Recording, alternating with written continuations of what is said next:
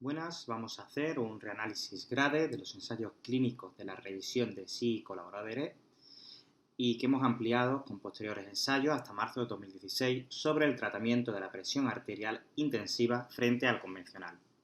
Podéis ver en nuestra página web evalmed.com, podéis ver en la parte de colaboradores este reanálisis, el texto en PDF, la presentación, los diferentes suplementos y al final de todo un vídeo narrativo similar a este reanálisis. Tenemos dos vídeos, uno breve y uno más largo.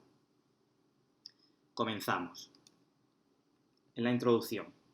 Tenemos que decir que en la introducción, el estudio SPRINT se publicó a finales de 2015 y revivó un poco el interés del sector de la comunidad biomédica con una mayor propensión a tratar fármacos de la presión arterial intensivamente frente al control convencional.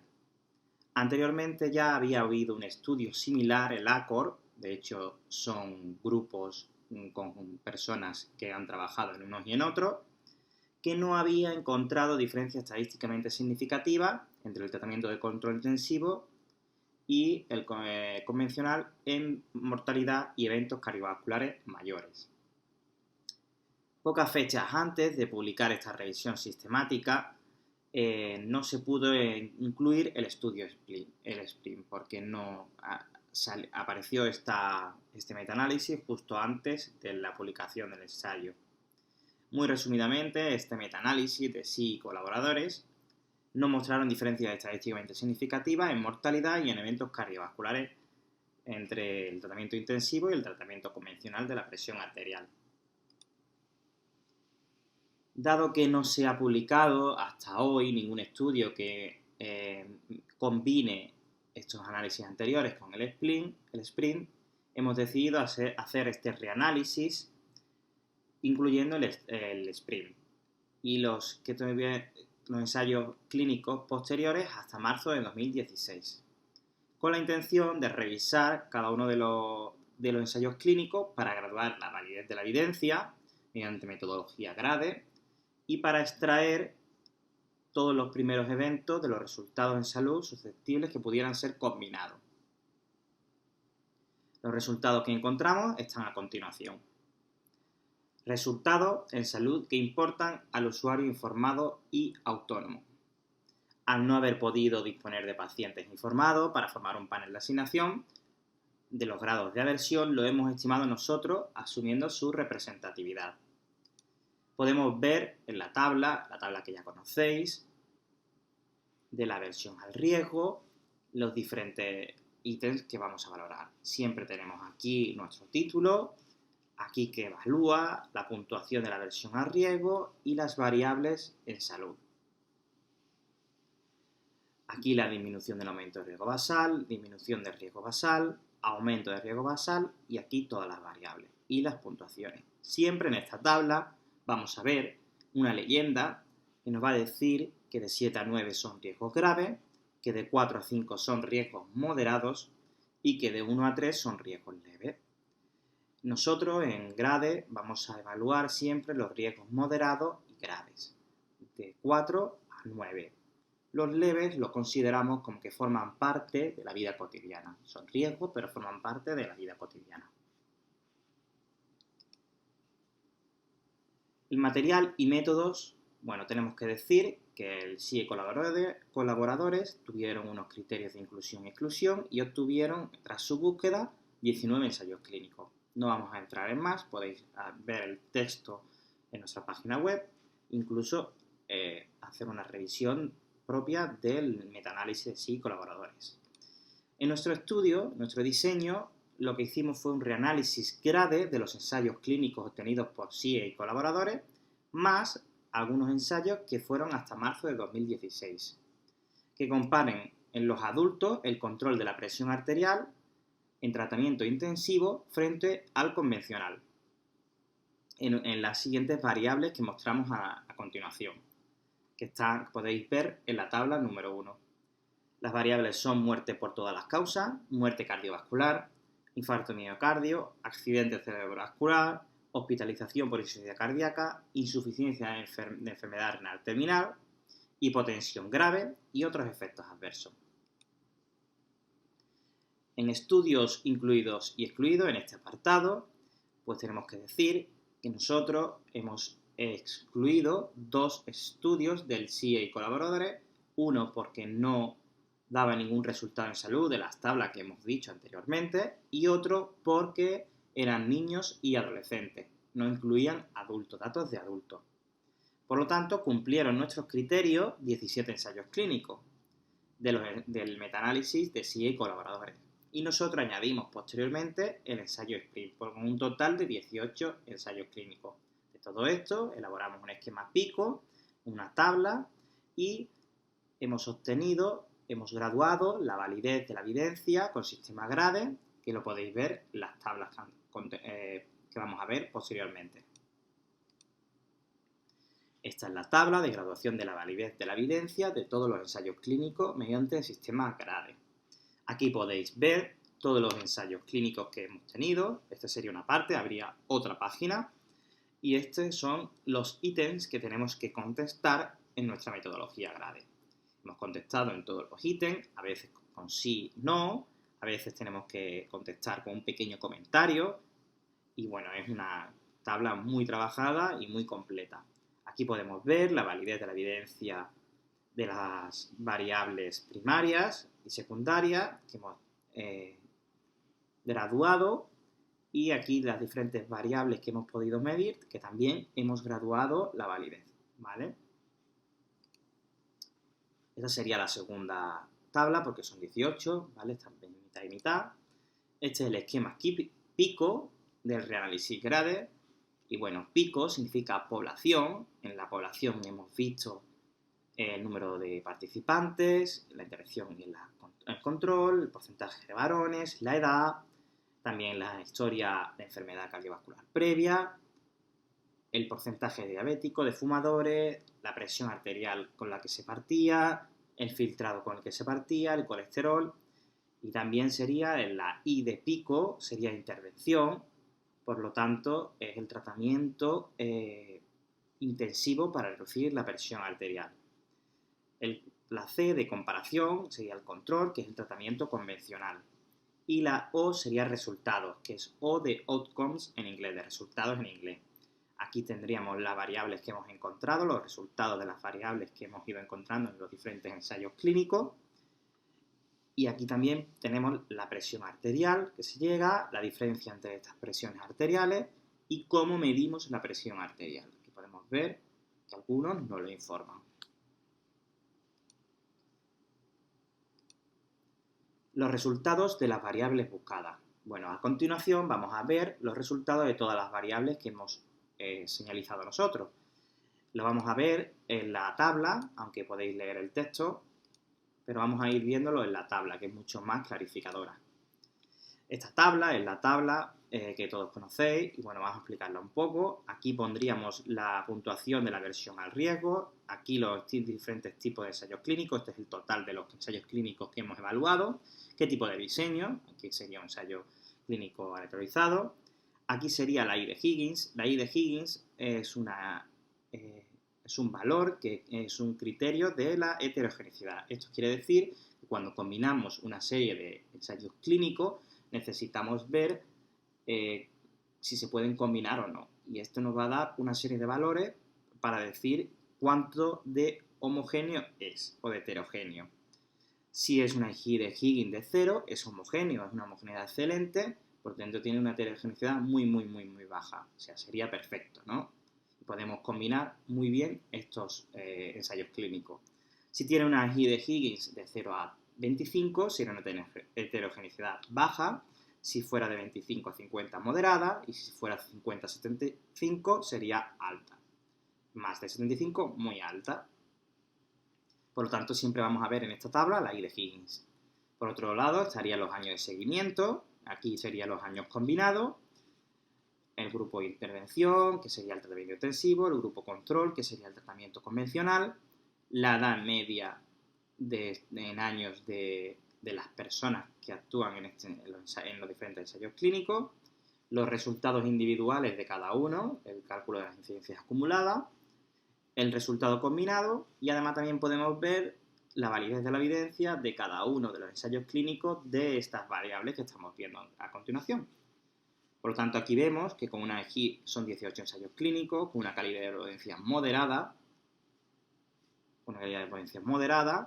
que los resultados no son significativos, por lo tanto, estos son los resultados de...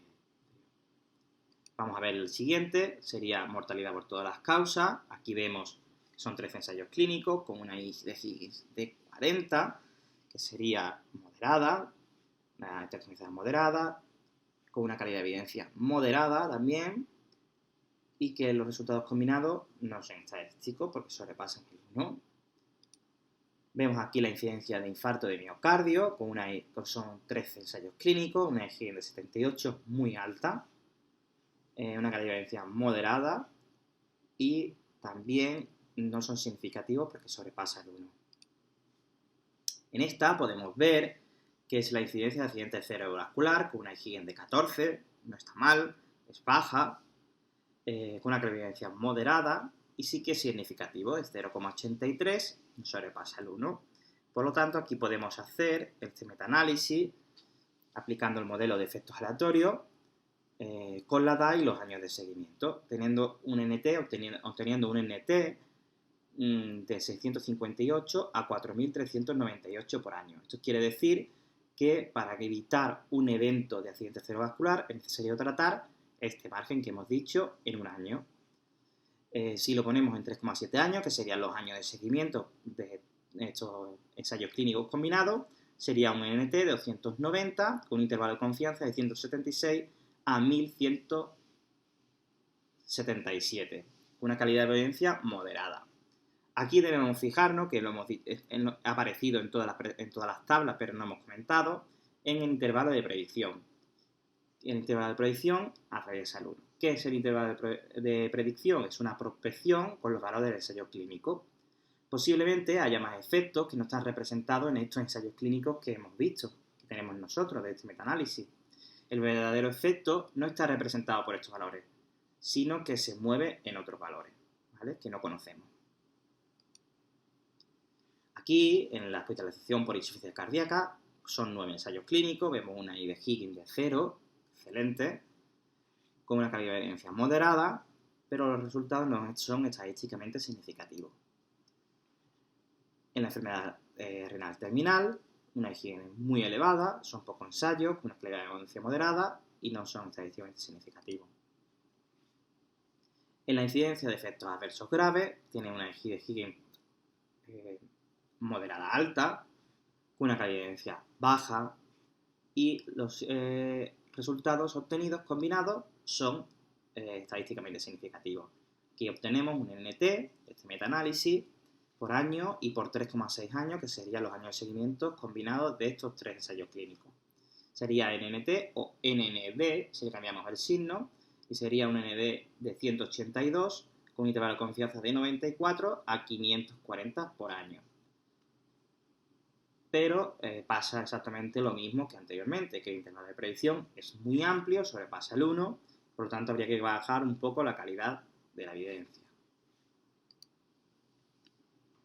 Ahora vemos a continuación la hoja de información al usuario.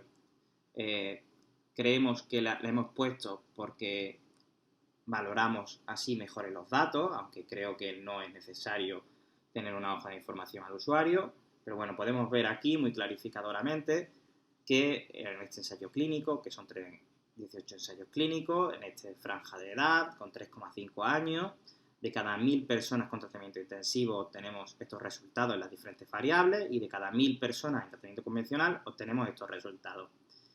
A destacar que en el accidente cerebrovascular, de cada 1.000 personas, 15 en el tratamiento intensivo y de cada 1.000 personas en el tratamiento convencional tienen 19 un accidente cerebrovascular, o sea que es mejor en el tratamiento intensivo, levemente mejor. Pero vemos que los efectos adversos hay mucho más en el tratamiento intensivo que en el tratamiento convencional. El resto de las variables vemos que son iguales.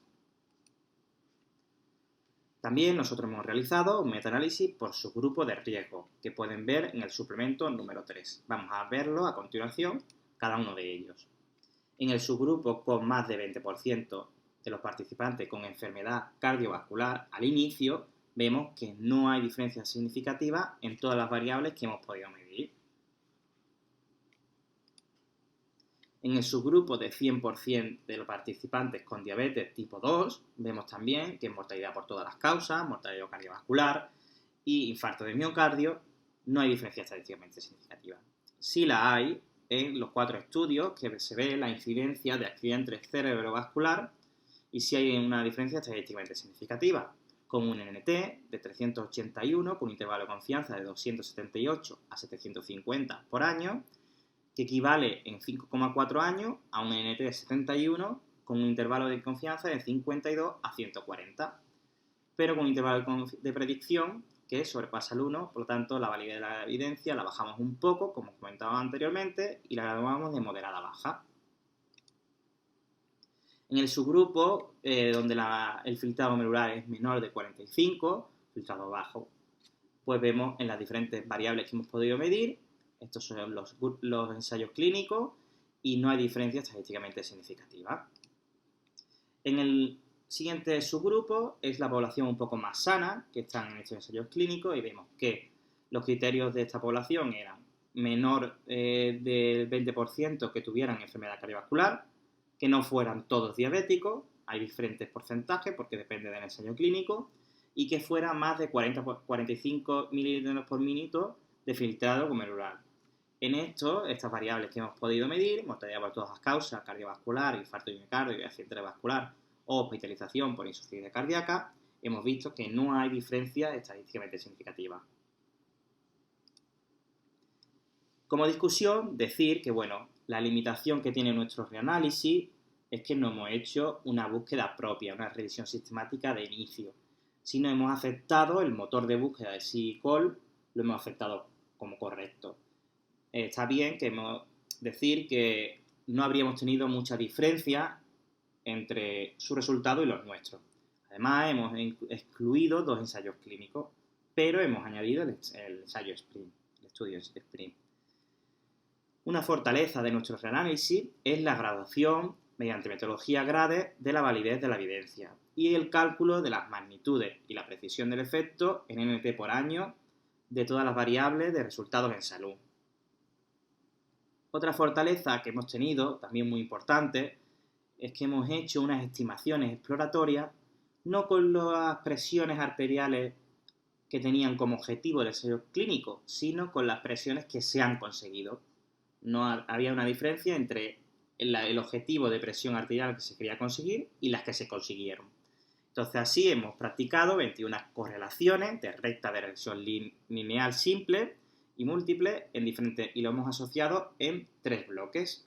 Esta explicación la podéis ver mucho mejor en un vídeo narrativo de este reanálisis, mucho más amplio y donde os explican mucho mejor todo esto. Pero vamos a hacer algún comentario de estas asociaciones. Está en 3 bloques. El primer bloque sería la asociación entre la diferencia de presión arterial sistólica al final entre los grupos de control intensivo y convencional, que tras hacerlo no hemos visto que ningún coeficiente de correlación ni de coeficiente de regresión lineal sean estadísticamente significativos en ninguna de las variables de resultados de salud que nosotros hemos propuesto.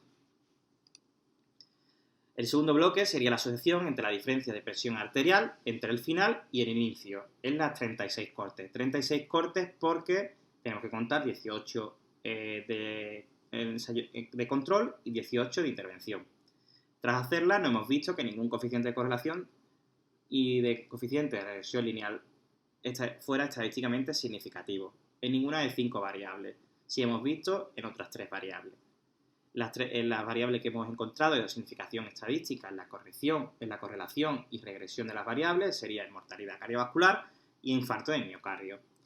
La varianza explicada fue de 24 y 30% respectivamente de estas variables, lo que significa que el 76-70% de la mortalidad cardiovascular y del infarto agudo de miocardio se explican por otros factores que son ajenos a la presión arterial sistólica entre el inicio y el final del estudio. Aparte, nosotros hemos ido añadiendo paso a paso otras variables, para ver si aumentaba esta predicción, si esta varianza explicada aumentaba. Hemos visto que no. Estas eran historias de enfermedad cardiovascular y diabetes al inicio. La edad también lo hemos hecho, pero no había diferencia. Algo peculiar porque, claro, normalmente cuanto más edad, más eventos. Pero en este ensayo clínico la diferencia de edad entre el mínimo y el máximo era muy pequeña, entonces no ha habido diferencia en esta variable. También hemos encontrado significación estadística en la correlación y regresión para la variable de efectos adversos, que sería una variabilidad explicada del 73% en 6 cortes de los 3 ensayos clínicos. Hemos dicho que eran 3 ensayos clínicos y por lo tanto nos harían falta muchos más ensayos para poder dar una mejor validez. Esto podéis verlo en el suplemento 4 en la segunda pestaña. El último bloque sería la asociación entre la presión arterial sistólica alcanzada al final y sus respectivas incidencias de eventos por año. Tras practicarla hemos visto que no había ninguna coeficiente de correlación ni coeficiente de regresión lineal en ninguna de las 7 variables, pero sí hemos encontrado en la variable de accidente cerebrovascular que la varianza explicada fue del 20%, que igualmente significa que el 80% de los accidentes cerebrovasculares se explican por otros factores que no es la presión arterial sistólica alcanzada al final. Igualmente hemos hecho paso a paso una regresión múltiple para ver si mejoraba esta varianza explicada, y no era así. En resumen, tenemos que decir que no hemos visto asociación entre tratamiento intensivo con fármaco, y que se explica seguramente por el error aleatorio, por el azar. Tenemos que decir que nuestra búsqueda no difiere mucho con los otros metaanálisis que hemos encontrado. Hemos revisado el metaanálisis de LV y colaboración en 2012, el de Chi y colaboradores, que es el reanálisis propio de este trabajo, el de Way 2017, Garrison 2017 y Seitz y colaboradores en 2018, que es un grupo estupendo de Navarra. Por otro lado, Bruston en 2018 no encuentra diferencias estadísticamente significativas en mortalidad por todas las causas, pero sí en eventos cardiovasculares mayores en su estudio. Estos tenían una presión arterial de 140 a 159 y además insuficiencia cardíaca, pero no ofrecen relevancia clínica en términos de NNT. Como conclusión, tenemos que decir que eran 18 ensayos clínicos, 53.865 pacientes, unos años de seguimiento de 3,6 de media, y hemos calculado que la calidad de la evidencia era moderada. No hemos encontrado diferencias estadísticamente significativas en el tratamiento de la presión arterial intensiva frente al convencional en mortalidad cardiovascular, infarto de miocardio, insuficiencia cardíaca ni enfermedad renal terminal, pero sí con una calidad de evidencia moderada baja hemos encontrado diferencias en tratamiento intensivo en el accidente cerebrovascular, con un NT de 1085 por año y con su intervalo de confianza correspondiente, que equivale a un NT de 290 con su intervalo correspondiente en 3,7 años de seguimiento. Además, con una calidad de evidencia baja, hemos encontrado diferencias en el tratamiento intensivo tanto en efectos adversos como en hipotensión grave. Pero como hemos dicho ya en toda nuestra revisión, eran solo 3 ensayos clínicos. Aparte, al hacer análisis por subgrupos, entre los diferentes riesgos entre las poblaciones con riesgos más altas y más bajas, y en los análisis exploratorios de regresión simple y múltiple, no hemos encontrado grupos o poblaciones que haya diferencias estadísticamente significativas. Salvo en 4 ensayos, con 100% de diabéticos en el inicio, que había diferencia estadísticamente significativa en el accidente cerebrovascular, con un NT de 381, con un intervalo de confianza de 278 a 750 por año, que equivaldría en 5,4 años de seguimiento, equivaldría a un NT de 71 con un intervalo de confianza de 52 a 140. Esta tendría una calidad de evidencia moderada baja. Hasta aquí nuestra narración y muchas gracias.